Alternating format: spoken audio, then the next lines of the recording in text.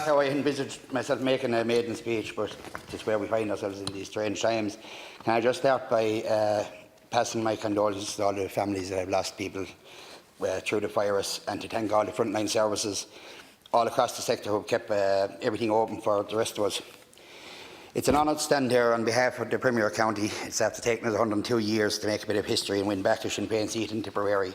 And for that, I just want to thank the party members in Cashel and all over the county who worked day and night and covered massive ground in the canvas.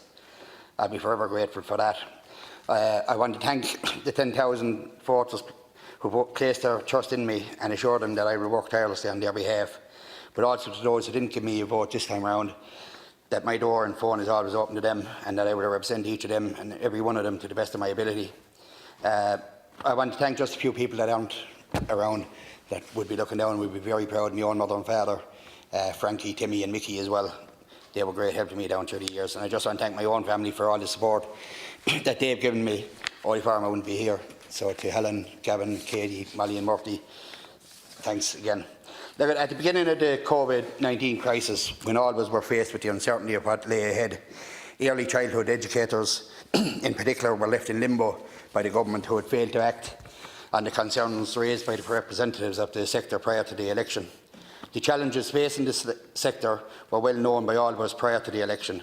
On the doors in every corner of Tipperary, the cost to parents, the working conditions for staff and providers was a common concern during the election, and it has been since.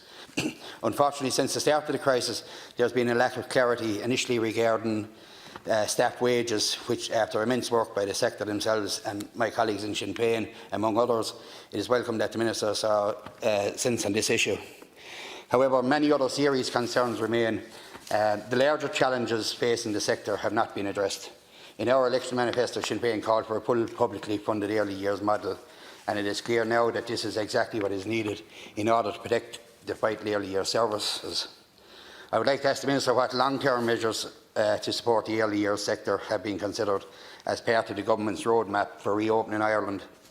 As the early years sector goes back to work from the 18th, we cannot simply go back to the dysfunctional system that had existed before the lockdown, and which providers, workers and parents, the Big Start campaign, had united in protesting against.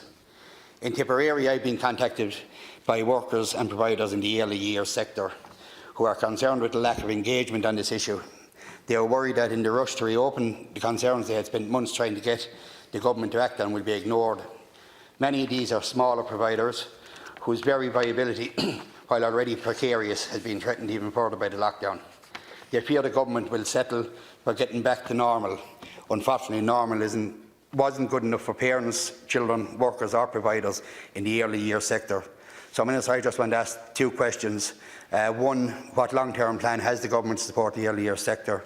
And two, will the Minister commit to supporting a publicly funded childcare model? This would reduce the cost on parents and it would improve the pay of workers in the sector. They can be written responses. I won't head into Matt's time. Gormila Margaret. Thank you, Deputy Owen.